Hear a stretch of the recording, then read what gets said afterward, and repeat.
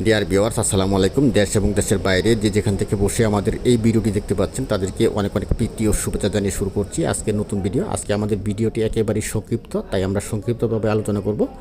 আজকে আমরা আলোচনা করব দেশি শিং মাছ, কীভাবে আপনি পুকুরের দেশি শিং মাছ অতি সহজে এবং সঠিক পদ্ধতিতে চাষ করবেন এই বিষয়ে আমরা আলোচনা করব। তার জন্য প্রথমে আপনাকে যে কাজটি করতে হবে, আপনি যে পুকুরে শিং মাছ চাষ করবেন, দেশি শিং মাছ চাষ করবেন, ওই পুকুরটা ভালোভাবে পরিষ্কার করতে হবে এবং পুকুরে 3 ফিট পানি দিয়ে প্রথমে ভালোভাবে পুকুরটা প্রস্তুত করতে হবে।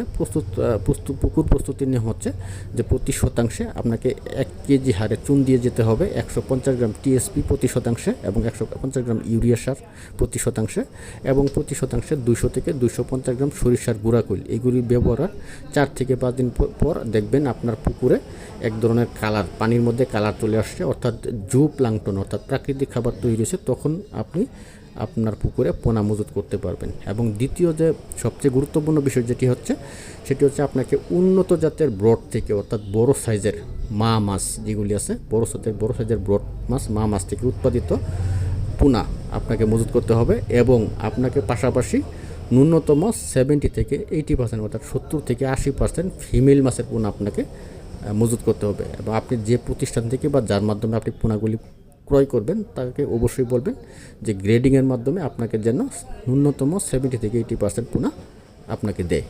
যাই হোক, এবং তৃতীয় হচ্ছে যে আপনাকে অবশ্যই ভালোভাবে শিং মাছের খাবার প্রয়োগ করতে হবে। পোনা মজুতের পর ভালোভাবে খাবার প্রয়োগ করতে হবে। খাবার প্রয়োগের নিয়ম হচ্ছে প্রথম মাস পোনা মজুদের আপনার মোট মাছের ওজনের 20% খাবার প্রয়োগ করতে হবে 2 বেলা, সকালে এবং সন্ধ্যার পরে।